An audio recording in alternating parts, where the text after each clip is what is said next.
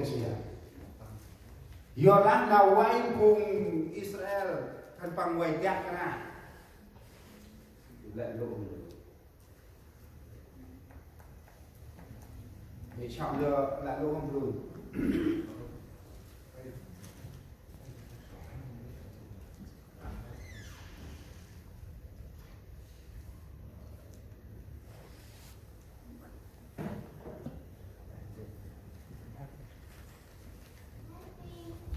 sao ta phụ đấy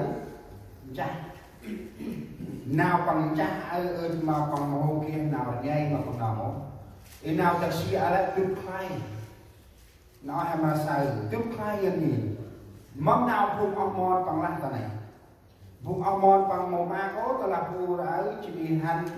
sóc ta xí đấy hình mặt vàng ra bằng màu ma có gì vùng ông mòn hay sáng tôi sẽ nào bằng người là tôi bằng cũng sâu xa nhô tu lâm mà chấp quá mà lúc giờ kia viên ra cầu cá tức khai cô này chắc lời chỉ tọ chắc xin một cá ta cô ra đi số chắc lời tâm đất ai xin cô hệ sao nào đi chiên Mari chọc ai chỉ tâm đất nào đi chiên hè nó tâm đất chỉ nào đi chiên hè ít hơn mặc quàng ra các đồ sắt mà đầm đồ sắt rôm có trên bề trong ngoài nước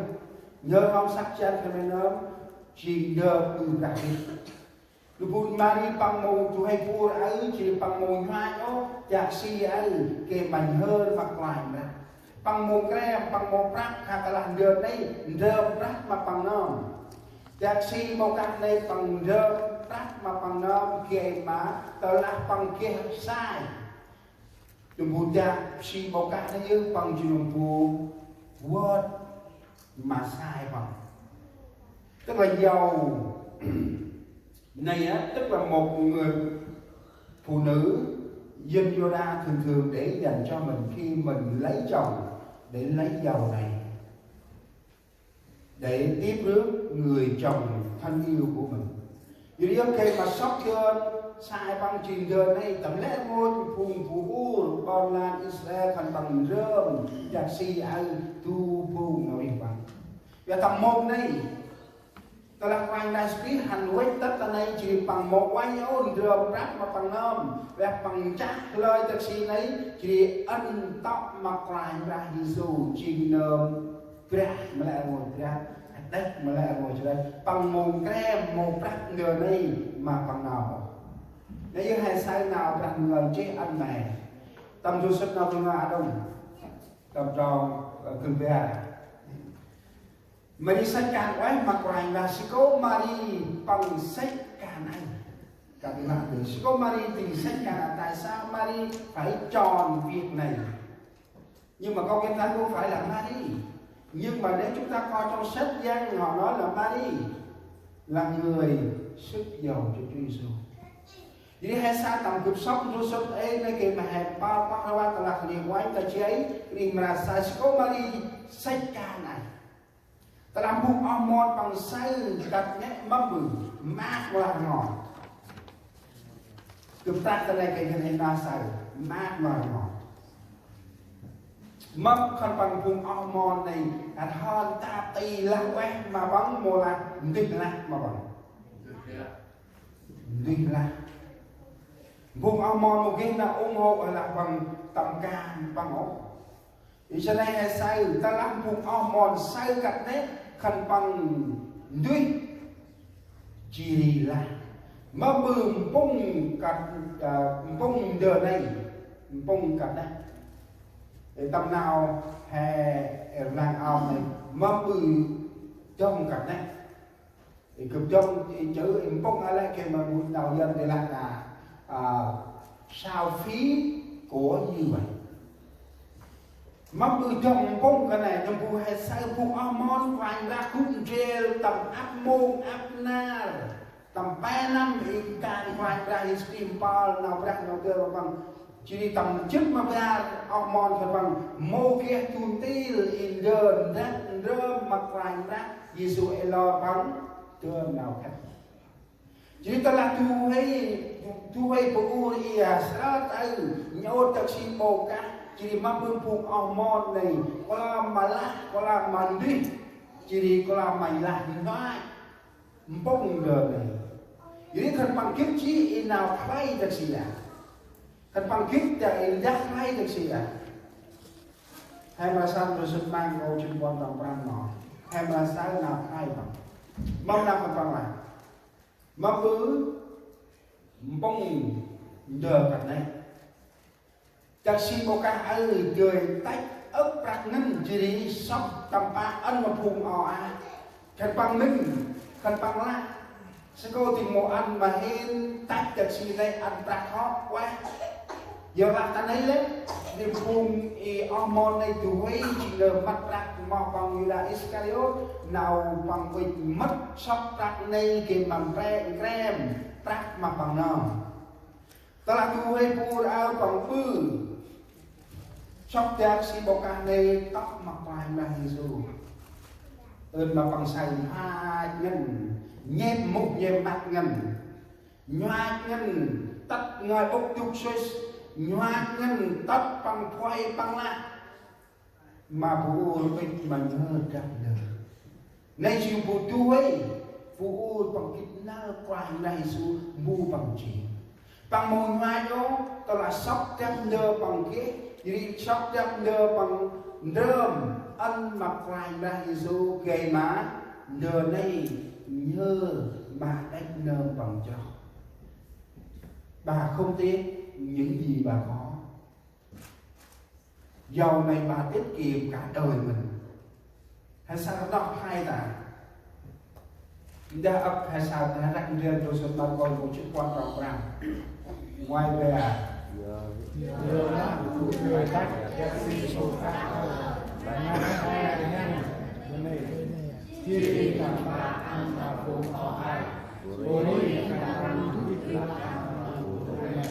hay sao nó phải vậy nhớ là khu truyền tách chạc xin bộ ca hái mẹ pe nhăn đơ đi nè tu trong này đã mát dần là giàu đó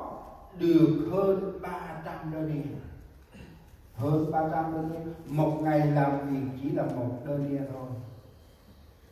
còn giàu này á được hơn 300 đô đi gần như một năm lương của mình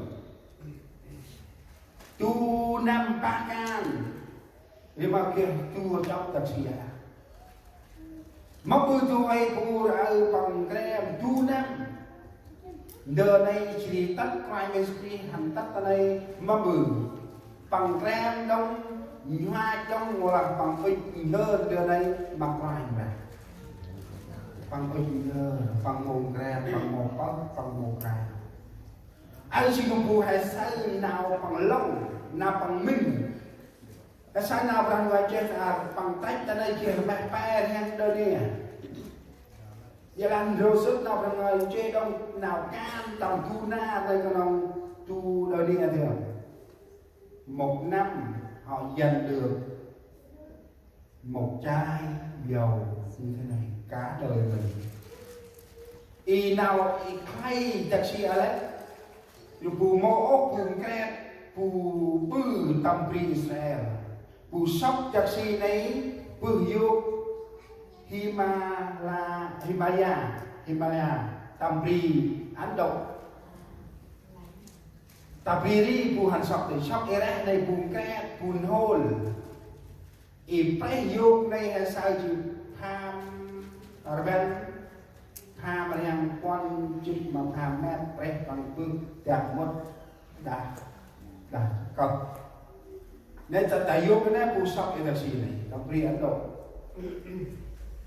mà bơi bù ai hay là lọc rau hay là sôi phần này hay là sôi tay bị cao sôi hiu cái sôi phần này là rằng của câu là đi cái gì sôi rất phải là bảo cái mà phèn này sao cái gì bao cả nữa phụ ích phụ ca như vậy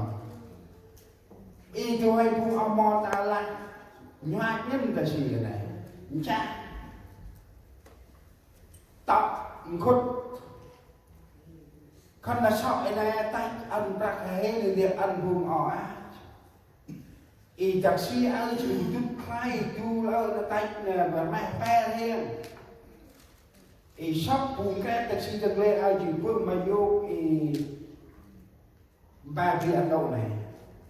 ta trong đây hay sao phù sắp cho si phù cái ngay nên việc ăn đậu đặc biệt là chắc hay sao về ngay ngăn cái cuộc sống lúc này cái này khi cầm đồ sập nào đang ngồi tay phù là phù sắp cho si vô chẳng ngu này vô chẳng ngu này bố là vô chào bạn nhưng chẳng ngu là chỉ phù tập thì ăn đậu này phù cái cho si này chỉ chút khai tầm lập chút khai cho nên bằng môn này đó là chút khai cho này bằng môn cái đó là chút khai cho này bằng môn cái đó là đi khen giờ ý này giờ chút cái hay là bằng chút phát và mang năm hàng gram ăn mà ngon đó là hạt tức hạt trong mâm bự khi mình dòng mà hồng ké mô dòng để ăn mô ra cô hay cô ra bằng mô hồng minh này cứ dòng tài nào ý nào có cái bự kê mặc quanh ra ski bằng kia nào mà quanh ra ski dưới lăng bằng chi tôi phụ bài bằng chi tôi phụ kít bằng chi tôi phụ cái chiếc mà quanh mà bằng chi tôi phụ chỉ tình trôi quanh mà nào quanh là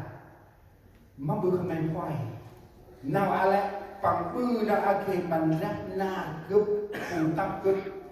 mà bữa không nên quay mà bữa không nên ra mà bữa không nên xa mà bữa không nên bữa ngót mà